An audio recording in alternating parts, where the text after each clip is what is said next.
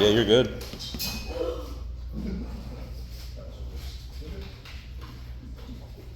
For those that don't know me, I'm Toby Bourbon. I am the Avalon Whiskey Advisor. Sometimes I wear this when I'm in here, so if you ever see me with this on, and either you or a customer has whiskey-related questions, feel free to come up to me. A little bit about myself. I'm retired from law enforcement after 33 years. Been a bourbon enthusiast for about 7 years.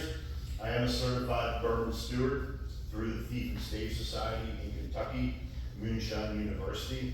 And I think all they do is drink moonshine at that university, I'm not sure, but I am a Maker's Mark ambassador, and I'm a founding member of the Pennsylvania Whiskey Society.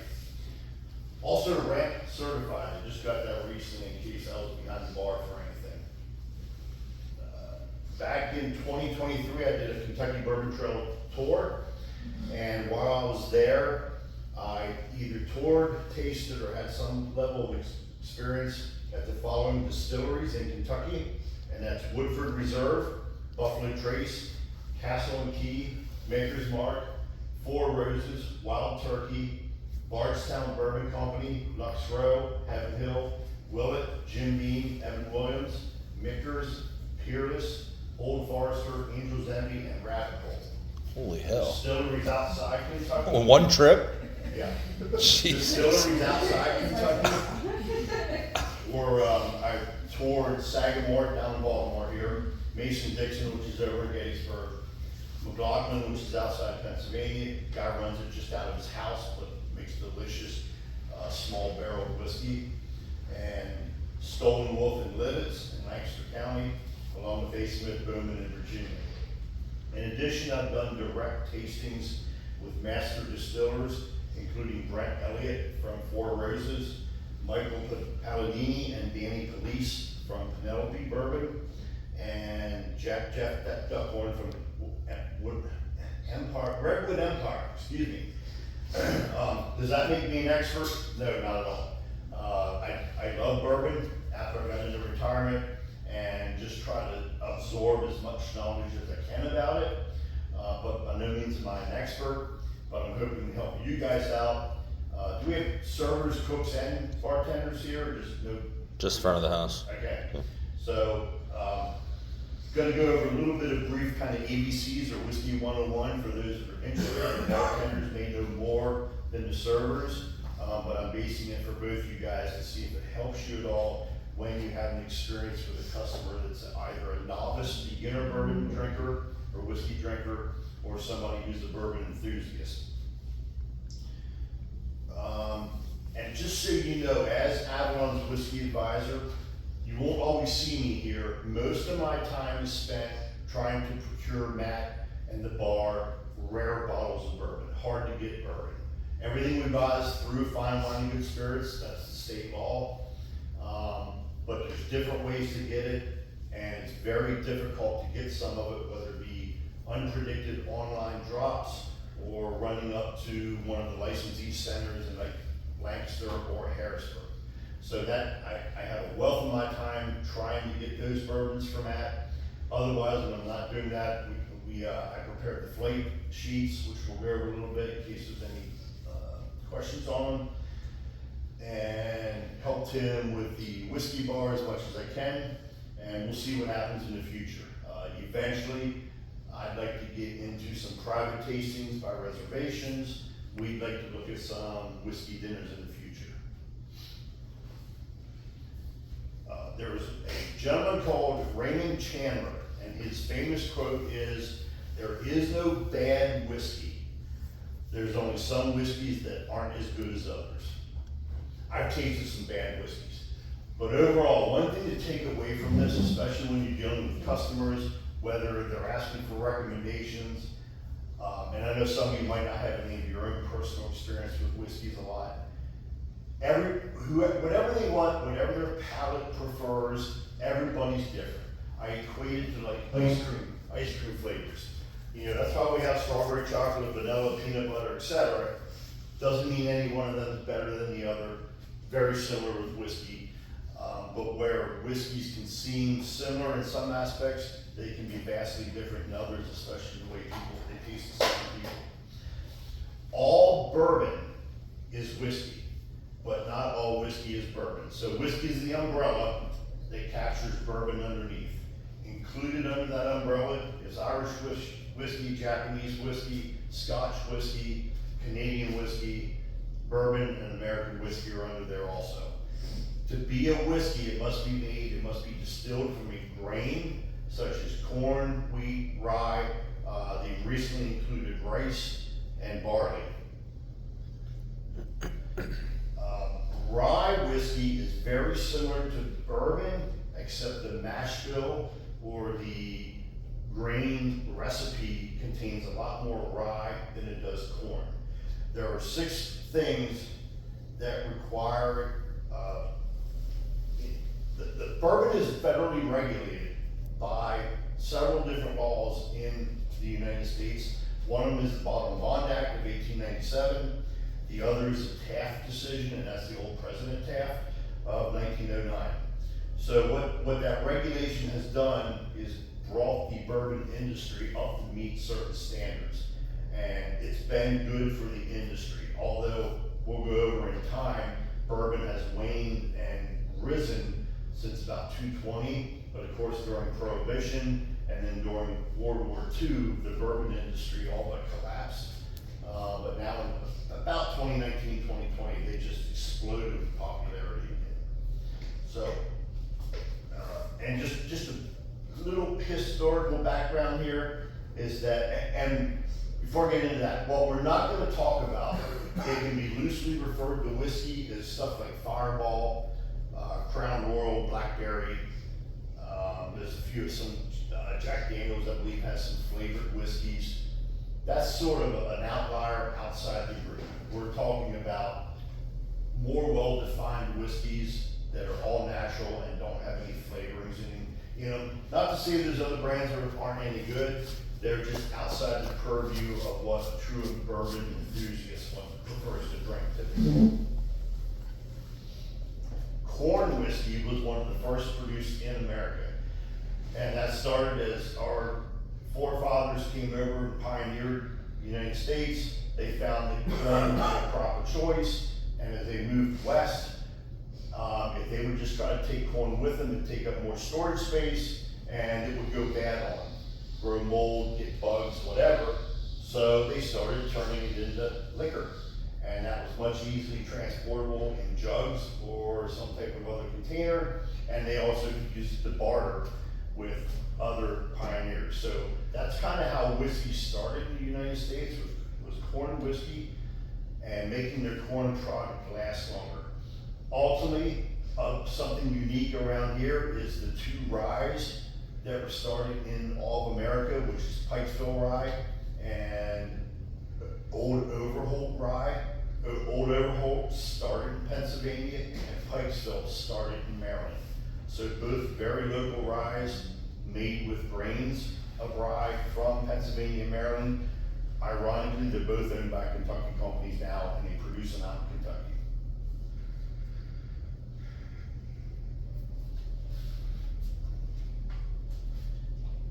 There are 6 requirements regulated by the feds to be bourbon. One of them is it must be made in the United States. Doesn't have to be made in Kentucky, just has to be made in the United States. 2, the mash bill must be at least 51% corn. The rest of the ingredients in that recipe is typically like wheat or barley or portion of rye, but it has to be at least 51% corn. When they do throw some wheat in, you may hear bourbons referred to as wheaters. The wheat tends to give it a slightly sweeter profile. So as you go along, and again, don't expect you to be an expert. I know you're going to forget some of what's said here, but if you have customers that say, I like XY whiskey, do you have a recommendation for me based off the menu? You know, if you know that one he named, like Maker's Mark, for example, is heavy rye, so is larceny, typically means they like a sweeter profile, and then you can go and maybe make good recommendations, or at least come back to the bartender and say, hey, this guy likes weeded whiskeys, what else is in our selection that might be weeded that I can refer to him? Third thing required to be a bourbon, it must be distilled at 160 proof. Fourth thing, it must be put in a new charred oak barrel. Doesn't have to be a white oak, although it typically is. By being a charred barrel, that means that the coopery, that barrel has gone through a flame process, a burning process. That flame and burning process, sometimes they're more of a toast. The flame can last, 20 seconds to 60 seconds, and it gives it a different char level, char 1 to char 4. It's that char level, and then the white dog distillate of bourbon whiskey stored in that barrel that gives it like 70 to 80% of its flavor and all of its coloring. So, and here's the part that's a misnomer. Bourbon does not have any type of age requirement. So bourbon whiskey can sit in that barrel for 1 day, come out and get bottled, and they can call it bourbon because it met every other requirement. There is no age requirement. A lot of people mistakenly think there is. The only age requirements that it have, well, before I get an age requirement, the other thing is when the bourbon comes out of the barrel, it can't come out any greater than 125 proof. And we know probably that we have some whiskeys that are higher proof than that. So what happens, the longer it sits in that barrel, you have what's called evaporation, or what they call angel share, where the water is evaporating quicker than the alcohol, and that will raise the proof level. So I don't know if we have anything, I don't know what our highest proof is here, but I have at home, I have a whiskey that's 144 proof. And at some point, we'll certainly have some 130 proofs, probably one close to 140 proof. Just a neat nickname, the bourbon enthusiast gives something that's 140 proof or above. It's called a hazmat. So if you ever have a customer say, do you have any hazmat bourbon? What it's referring to is something that's 140 proof or higher. And the last and probably the most important thing to be called a bourbon in the United States is it must be all natural product, no additives, no flavorings, no colorings. A lot of your Scotches and your Irish, they don't have that same requirement. So you will see some Scotch whiskeys and Irish whiskeys particularly put coloring because they use old bourbon barrels to age their whiskey. So they will put coloring, not as many times additives, sometimes flavorings in their whiskey. So while they're still great whiskeys, you're not getting that all natural bourbon product that's produced in the US. And even though there's no age statement for bourbon, most distillers will age their bourbon. Because again, the longer it's in there, it's that charred oak barrel, it gets more and more flavor. And most will say kind of the heart of that flavoring is anywhere from about 6 years to 12 years. So it's kind of neat when you think about it, when you're drinking something out of a glass now that's been in a barrel for 12 years. And we've seen bourbons that can be 20 years, 25 years. And bourbon enthusiasts appreciate that craftsmanship that took so long to age that barrel. And once, just so you know, once it's poured out of the barrel and goes into the bottle, that stops aging. So it's not like wine. Wine can continue to age or breathe. Bourbon does not. Once it's in it, it's done. What I do recommend, probably most of the bartenders know this, bourbon should always be stored upright, never on its side. Wine can go on the side. You don't store bourbon on the side because it will spoil the cork over time. And keep it out of direct sunlight. Direct sunlight will ruin the flavor over time of that bourbon. Bourbon does improve with some air. So for example, this Elijah Craig has been open long enough that it's down here to this level. So every time it's open and absorbs some of the air in here, that will change the flavoring inside. Often though, it changes it for the better. It gives it a different level of complexity. And even when somebody pours a bourbon in their glass, you'll see on I think all the flight menus, if you've seen them, recommend letting it rest in your glass for a few minutes. And and that's to give it just some exposure to air, which changes the complexity of that flavor, and sometimes it's not so hot when you drink it. Back to no age requirements. There are no age requirements. However, if a bourbon is aged more than 2 years, then it has to have an age statement on the label. So it doesn't have to be aged 2 years, but once it's aged 2 years, it has to have an age statement on it. If it's aged 4 years or longer, they don't have to include an age statement. So what that tells you is if you have a customer or he wants to know what the age is on the bottle, he looks at the label, typically it's on the front, it can be on the back, and he's looking for that age statement, or maybe he asks the bartender, hey, how old is this bourbon? You can usually find it on there somewhere, but if you don't see any age statement at all, you can assume it's likely that bourbon is at least over 4 years old. You don't know how much older if it doesn't have an age statement. Some of them are going to tell you right under 10, 12 years, etc. That just helps yourself get around that bottle label a little better. Bottle labels are regulated in the United States. They're from the TTB, which for some reason stands for Alcohol, Tobacco Tax and Trade Bureau. I don't know where they get the A from. But in bottle labeling, so if you see the word straight on the bottle label, that goes back to that age statement, that if it's less than 2 years, if it says straight, it's at least 2 years old, but under 4. That's not right. It's at least 2 years old and can be over 4 years old, but if it's over 4 years, again, you don't have to put the age statement, but if it's 2 years to 4 years, then they have to write, you're gonna see on there like 1 year, 2 months, or 16 months. If it says Kentucky on the label, that means that it was distilled and germinated, the grains, at least in Kentucky and aged in Kentucky for 1 year. So you're gonna see some bottles, I don't know if any of these, you see straight Kentucky whiskey. And that's telling you Kentucky whiskey. However, after it ages a year, it can go to another state and age for 5 more years. It can go to Indiana, it can go to Tennessee. Doesn't really make much of a difference, except that you know if it says Kentucky straight whiskey, it's been in Kentucky at least 1 year. And some people, for whatever reason, prefer Kentucky whiskey. They're stuck on that misnomer that all whiskey must come from Kentucky. A blended whiskey, if you see a blended whiskey on the label, that usually means like maybe 2 barrels blended together to make 1 whiskey, or 5 barrels blended together to make a whiskey. If there's an age statement on that bottle of blended whiskey, that age statement must state the youngest used whiskey in that bottle.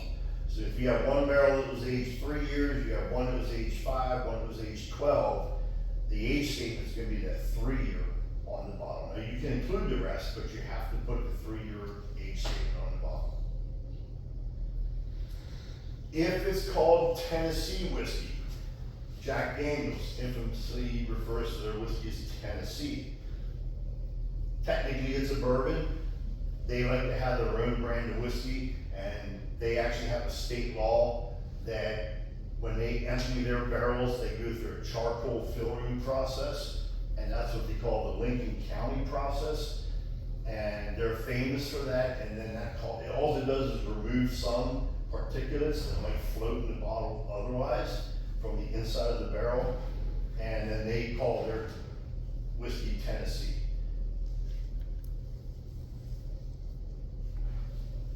Labels must list where it's distilled and where it's bottled, which may be separate. So it may be distilled in Kentucky, may be bottled in Indiana, may be distilled in Indiana, may be bottled in Montana. A lot of bourbon enthusiasts are interested in that. I don't know if you ever have, I know I have. Hey, do you mind if I look at the bottle? And I'd be up at the house roll of Matt, if you permit you to present the bottle to a customer sitting at the bar or something. But he's usually not trying to sneak another pour. He's looking to see if it's a new whiskey to him, he's looking at the label. And enthusiasts have the desire just to learn more about that whiskey and the production and distillation and the aging, if it's something they're not familiar with. The other thing that has to be on the label is ABV, alcohol by volume. The proof, ironically, does not have to be on the label, but typically, since it coincides with the ABV, most labels include both along with the proof. More important to you guys, I have some bottles out here. Brands will often have several different bottlings, or we call them verticals, of the same brand. So it's important to you guys, if whether a customer asks for it or the bartender has to select it. And here's an example of E.H. Taylor. So you may have a customer say, hey, I want a pour of E.H. Taylor. That's not quite enough information for you to give to the bartender to decide which bottle you're getting. And this is just an example of, this one is gonna be E.H. Taylor small batch. This one's E.H. Taylor single barrel. And this one's E.H. Taylor barrel proof or full proof, barrel proof. So the bartenders probably know there's some distinctions between them. That's why it's hard as these are sitting at the bar, finding the right one sometimes. But you as a server also, especially if you get beginner customers, they just know E.H. Taylor is a popular name. And you're often gonna need to know a little more than just an E.H. Taylor. You're not gonna always know that either, but at least you have an understanding there's more than one type of E.H. Taylor that he may be asking for. With that said, I'm sure there's a few whiskeys here where we only have one brand of, and then it's not gonna matter. But just something to think about in the back of your head, if you ask. Some other designations are gonna be double barreled, toasted, single barrel, small batch, full proof, barrel proof, cask strength. All those are distinct designations within one brand that might mean it's 6, 7, 8 different bottles. You've probably seen the Penelopes out there, like we have like 8 different Penelopes right now, or 7. Each of them are designated just by a different name, whether it be Rio, Havana, whatever. Just, it will help if you get that from your customer, especially one that's not knowledgeable about liquor or spirits, so your bartender knows he's pulling the right bottle. Also helps as bartenders, and I think you guys are pretty good with this, when you put your bottles back, make sure the labels are facing out. As we get back here, I know we have some of them turned sideways just so we can fit them all out there, and I know how hard it is to look across and find the bottle. We have so many now to look across and find the bottle you're looking for. I have been to bars where I've seen bottles turn completely around backwards, and it's like, okay, how's that work for the bartender? But even if you don't want to do it for yourself, I can tell you now, bourbon enthusiasts love sitting at the bar and just looking across those bottles and being able to see the labels. It's like, I'm like a kid in a candy store. When I sit, there's a whole bunch of labels in front of me. So, both for yourself and them, you try to keep those labels straight facing out. It'll save you a lot of time when you select that bottle also.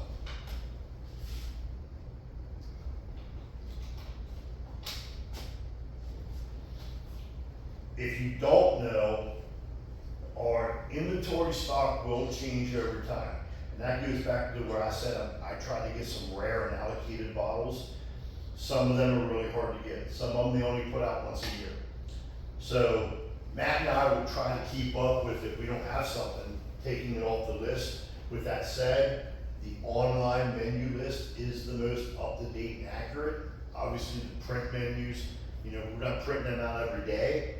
So if any customer is not sure, I can send them to the website to look at the spirits list on the website. That should be fairly up to date to the day he's here.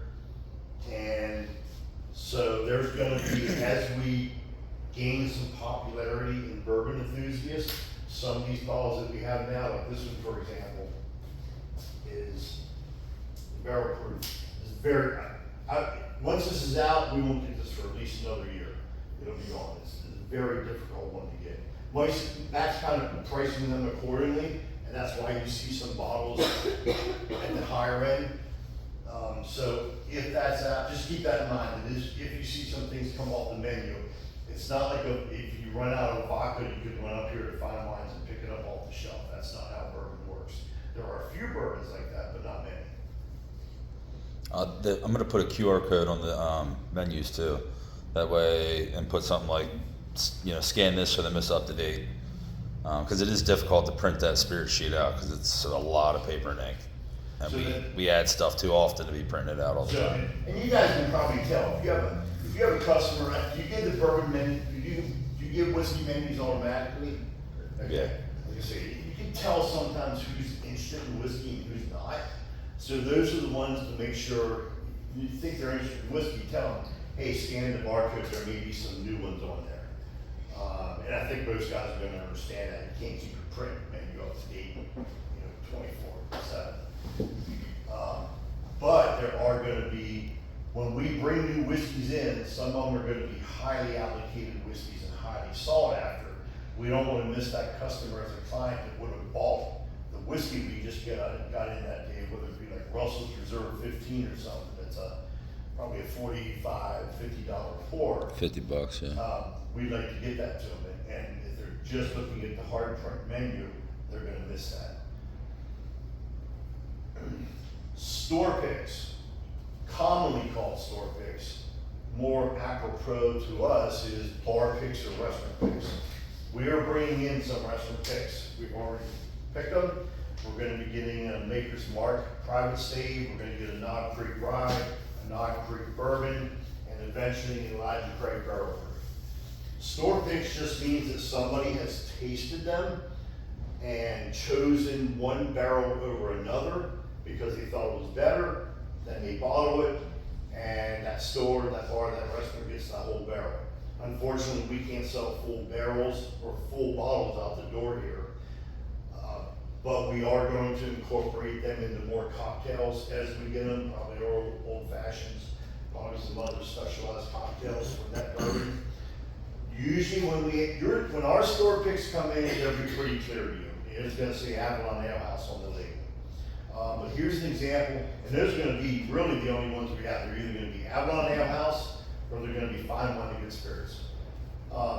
Connoisseurs or bourbon enthusiasts like to seek out store picks. So when you're selecting them, here's another example. And again, I don't think you guys gotta know all this, but if you're aware it can happen, it'll help you.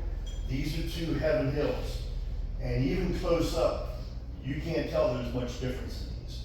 But one is a store pick and one is not. The store pick hasn't even been opened yet, and it's been out there for a while. So I'd be fair to guess that somebody might have wanted a store pick or two and got this one. They're the same whiskey, but a store pick, and this one says, in the very bottom here, I don't like the way they do this, but it says Fine Wine and Good Spirits store pick, Fine Wine and Good Spirits pick down here, or selection.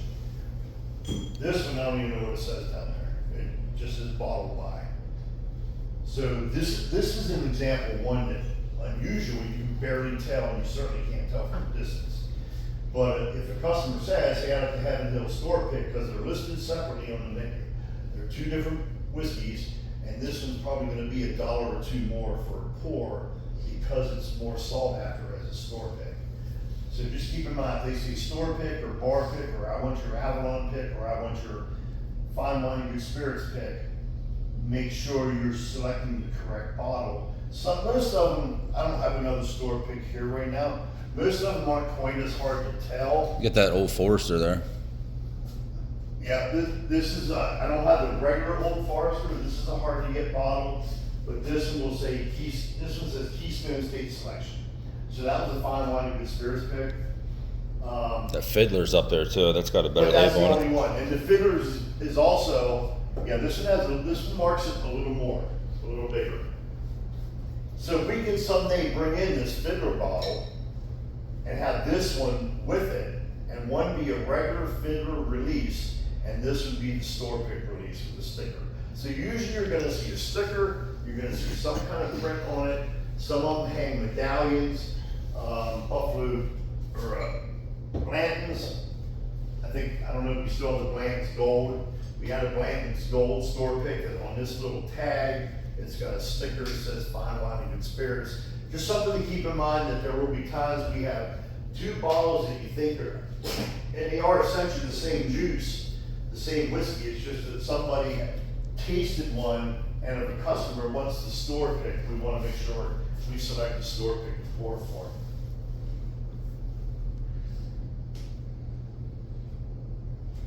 And as we start to get our own, because Matt has to invest a lot of money to bring in his own bar picks. A lot of bars aren't willing to do that.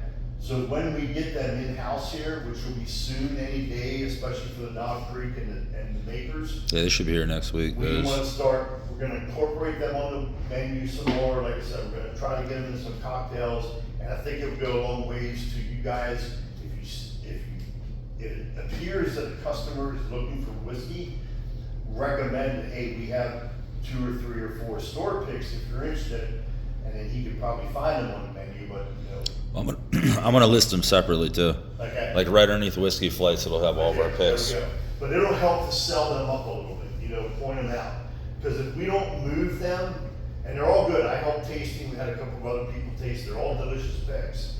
But we also want to try to move them at a certain pace, if we can. So that way we are eligible to get better ones and different ones in the future.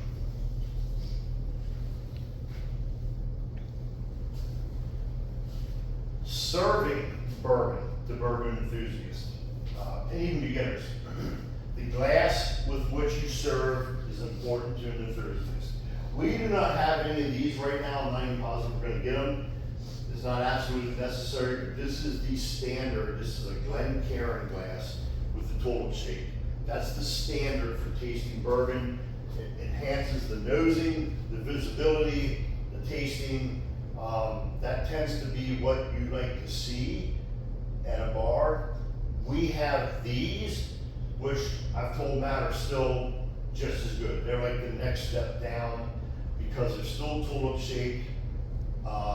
It looks like you got a decent pour when you put 1.5 ounces in here, and they feel really good in the hand. And maybe the things I'm saying sounds kind of squirrely. You're like, just drink a beer, just grab the can, drink it, and crush it. Bourbon enthusiasts are a little bit of a different breed. We just get into bourbon to a degree. It's fun, and we like the whole experience. And I guess to go back to the most, not all, but most bourbon or serious whiskey drinkers are looking for more of an experience. It's not just slamming some Jack and Cokes. It's different to them. And I don't know you guys that don't drink legally yet. I don't know if you recognize that. I know when I was in freaking high school, it was the cheapest pounder beers we could buy and just slam them back. I didn't think twice about what I was drinking. Probably a little closer to the craft beer industry that was booming a couple of years ago, where people really got tastings in craft beer, really got into it, all the different varieties of craft beer. But just in the back of your mind, know that bourbon enthusiasts, it's more of an experience for them. Bourbon is made to be sipped. Again, it goes back to however anybody, if they're a customer, they're right in the way they want to drink it. We're not going to argue with them. I, as a whiskey advisor, might try to help guide them if they have questions or are unsure. But it's bourbon's made to be sipped. It shouldn't be served in a shot glass and thrown back. I mean, it can be, but that's not how a bourbon enthusiast wants it. An ounce and a half pour, it'll take me at least a half an hour to drink that. It's not something I'm drinking in 10 minutes. Because I want to savor it, I want to nose it, I want to think about it, for lack of a better term, as I'm drinking it. Recognizing the history, the 12 years this thing spent in a barrel, sitting in a brick house in Kentucky. Speaking of the taste and the flavor, in addition to sitting in that wooden barrel, the location also makes a difference. In a brick house, which is where the distillery store the barrels to age, it can make a difference if it's on the bottom floor or the top floor. The temperature makes a difference. The humidity makes a difference. The types of grains used, the exact recipe makes a difference. Whether they're rotated or sit still, and different distilleries do different things. All those have kind of become a combination of an art and a science to produce what they're looking for to bottle to sell. So all that goes into it is really what bourbon enthusiasts enjoy, that whole concept and that craftsmanship. Very different, I think, although I think gins are gaining some level of popularity. But I exclude the other spirits like liqueurs, vodka, gin, rum. Rum is doing a little more, tequila's doing a little more. But because bourbon is made in America, all natural, has the craftsmanship and the history behind it, I think that's why the bourbon boom happened several years ago and why there's such a popularity right now. Keep in mind when you're serving bourbon, bartenders and servers, since some of these bourbons are higher proofs, I don't know what other spirits you might have that are up there, but we're looking at definitely some 130 proof. So that's when as I went through that ramp certification, I recognized that, you're responsible for VIP customers, for visually intoxicated visually intoxicated person.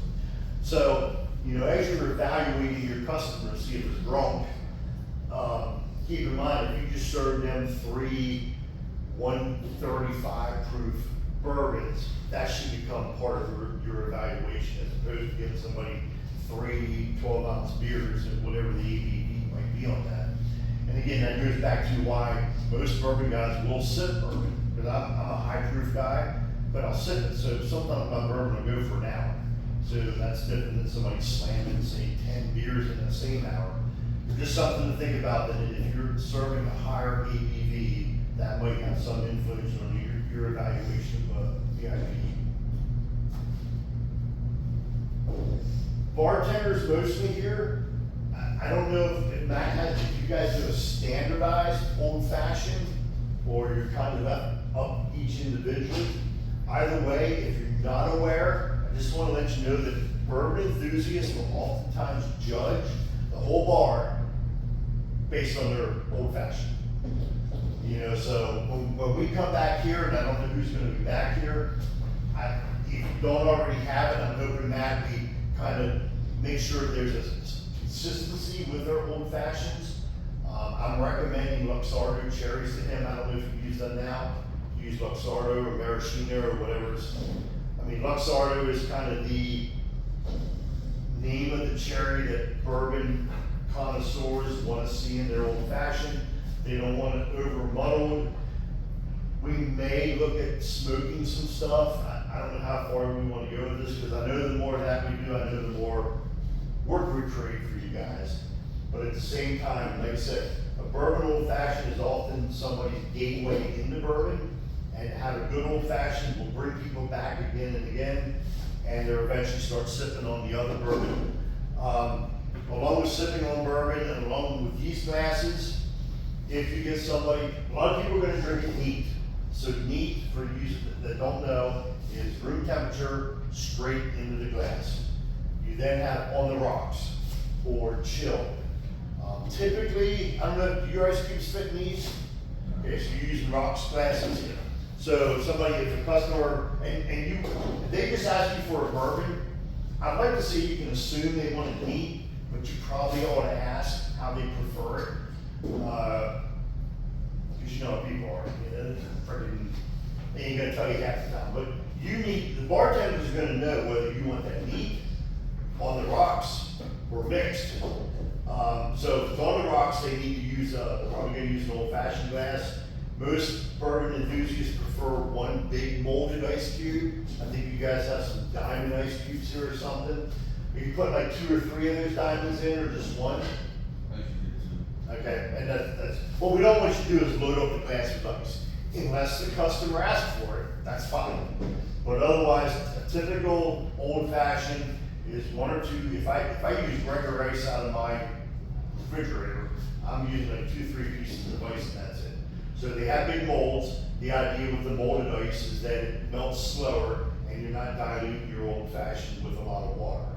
So, I'm sorry, I wasn't talking old fashioned there, but so you're not diluting your whiskey with the water. So in a rocks glass, you're gonna need to know, like I said, the guy tells you on the rocks with ice, might say chilled. We have whiskey stones.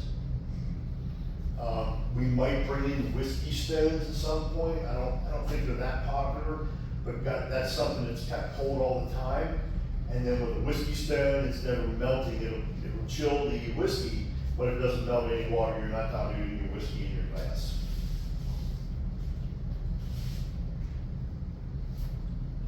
How are we on time? 5 minutes yet? I got 10 of.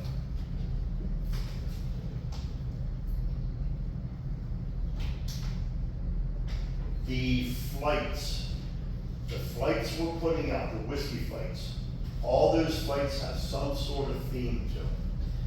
And one of my biggest things I want to know if those are going over okay with you, especially the servers, even the bartenders at the bar. If it seems like customers are having any particular issues with them, any questions, the flights are all made with some level of commonality or theme. So the way they're numbered, 1 through 4, is the way they're intended to be drank. But again, the customer can drink it in any order if he wants to. However, it is important to make sure you're getting that 1, 2, 3, 4 order when you put them in the racks. So that, and every flight should get one of these sheets, whatever the corresponding sheet is. I think we're up to 7, 8 flights right now. So this is the Heaven Hill High Proof flight on this side. So all the flights have a second flight on them, except one that I'm going to show you. So whichever flight they order, if they order the Heaven Hill Proof Ladder, then these are made to be folded in half with the flight they ordered exposed out to them. And I would just present it to them like that. I mean, the customer can kind of sit them up if they need to, but so the flight they're using is outward, and then on the backside is self-guided. Typically in the bourbon industry, when we do tastings, it's best when it's led by somebody like myself or some bourbon steward, especially for beginners. But these are made kind of to be self-guided for the customer to do themselves. But I'm hoping you just, again, you guys don't have to be experts, but if you just know a little bit about whiskey in the back of your mind, some customer may ask you some goofy question off of this, and maybe you can answer it now as a result of today. If you can't, for me, the worst thing is to give wrong answers. If you don't know, it's okay to say, I don't know, let me check with the bartender. They're your next in line. And if the bartenders don't know, you're welcome to, if I'm here, obviously ask me. If I'm not, you can text me, email me, I don't care, whatever. If it's important enough, I'm gonna have business cards with my email address.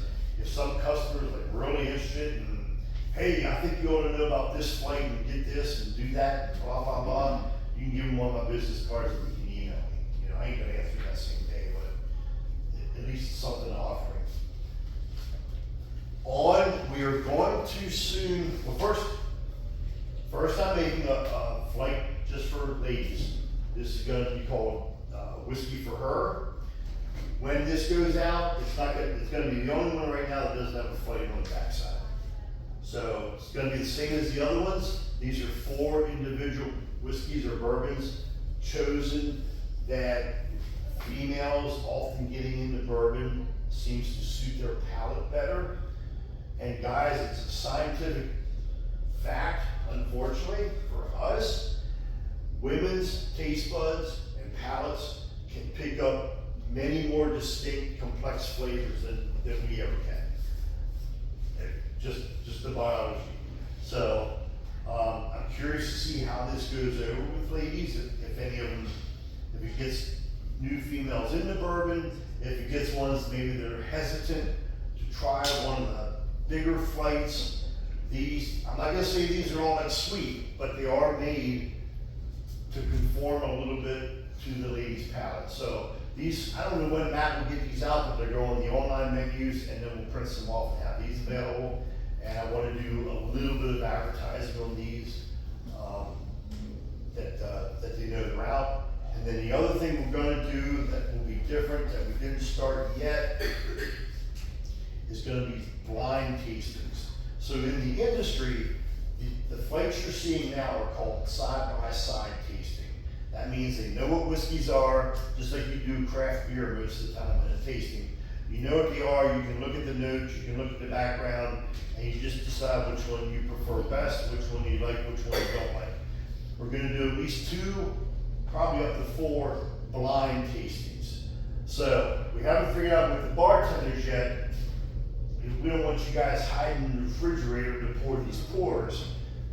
At the same time, in the best case world, what you're pouring would be hidden from the customer, and we'll figure out how to, customer can close his eyes, I don't know, but it's not horrible if he knows them, but we're gonna pour 4 pours. He's not gonna know what he's getting, which I'm curious to see whether they will pay money for stuff they don't know what it is, but they are good whiskeys. And then they will be presented to him 1 through 4, and the sheets for that, which will have all of your, it'll have 2 blinds on it, so you fold that in when you present it to the customer, so that side, the whiskeys he's getting is concealed to him. And then usually with blinds, this side will be the 1 through 4. We're gonna get some golf pencils. You wanna give them, when you do blind tasting, most people wanna take some sort of notes. So you give your customer a golf pencil. He can write notes about it. He can rank which ones he ends up liking. Another thing we recommend when you have four glasses, especially in a blind, even in the other ones, and again, they can do it any way they want, but you don't like gobble up all 1 glass, then go into the next one. Take a few sips from 1, a few sips from 2, a few sips from 3, a couple from 4, then you can go back. So you leave a little bit of liquor in it, and you can continue to compare back and forth. Keeping them in order so they know which ones they're comparing. But in the blinds, they can take notes. There's tasting notes on here. It still has a guided instructions on how to go through the blind. And then when they're done or they're ready, they can unfold the sheet, and they're going to find which blind they ordered, which side, and then it tells them which 4 whiskeys they just tasted. So I actually think they're going to go over big, believe it or not, especially with bourbon enthusiasts. They enjoy doing blinds because it takes out preconceived opinions. It's amazing how many people are surprised at the outcome of what comes out blind. Last thing I want to say is, don't anybody wants to order one of these as a customer, not a problem. But these are what I call shelfers. These are what you see in every freaking bar you go into, and in my opinion, they turn some people off the bourbon. Bullet has captured the restaurant market. Somehow it is everywhere. Bullet makes a really good bourbon, but it's not this one. Ben likes any Bullet. He'll drink anything that comes out of a bottle. But the Bullet 10 is a really good Bullet. It's an easy upsell too. Because it's only, Yes. I think the regular Bullet is like $8.50, and if you're trying to just like get somebody into it quick, and you can be like, hey, the Bullet 10 here is only $10.50. It's gonna be a good try if you want something a little aged out there. I do it all the time. And if you do an upsell, guess what that probably means for you? Bigger tip at the end, I'm assuming. So if you can upsell a drink or 2, increases your tip. But same with Jim Beam. Now, there's not a lot of products that are an upsell from Jim Beam, but there is certainly other things we can recommend over Jim Beam.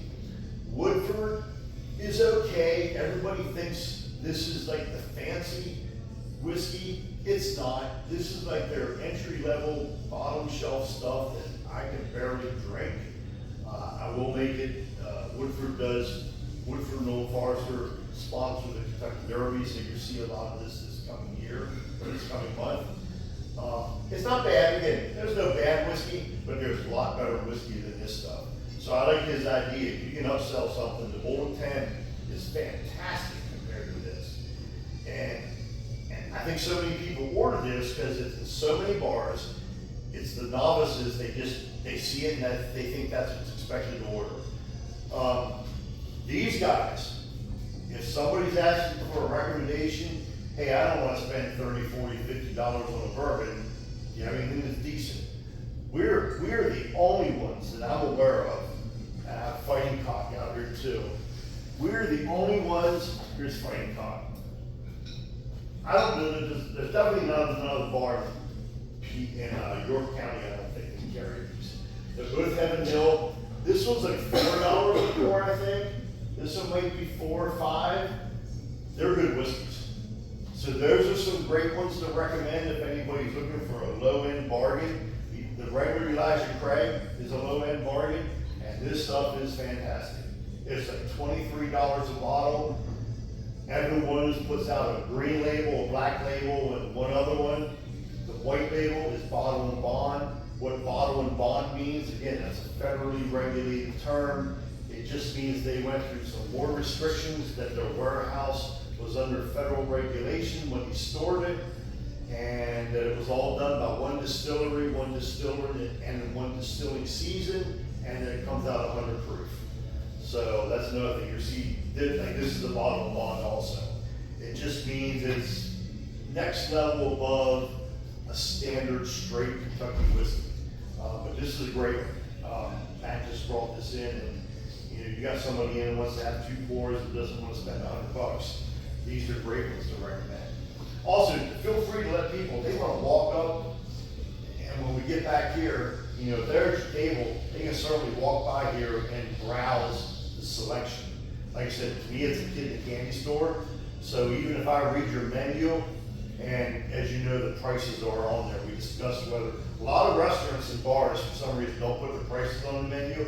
We talked to Matt, and I'm like, we need them on there. You see those prices, and it just, number one, you guys aren't running to the bartenders, hey, how much is this, how much is this, how much is this? They're right on there, saves you guys time, and I think it's more conducive to a customer. He knows what he's paying, so he makes a quicker decision and is gonna buy 1 or 2 or 3 versus one that he ends up paying $35 on and didn't expect to.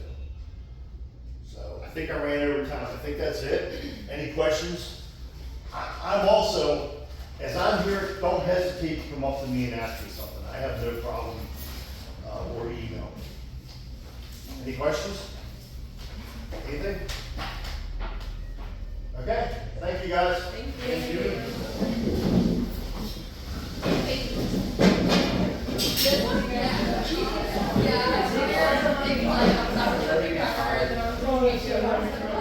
Yeah.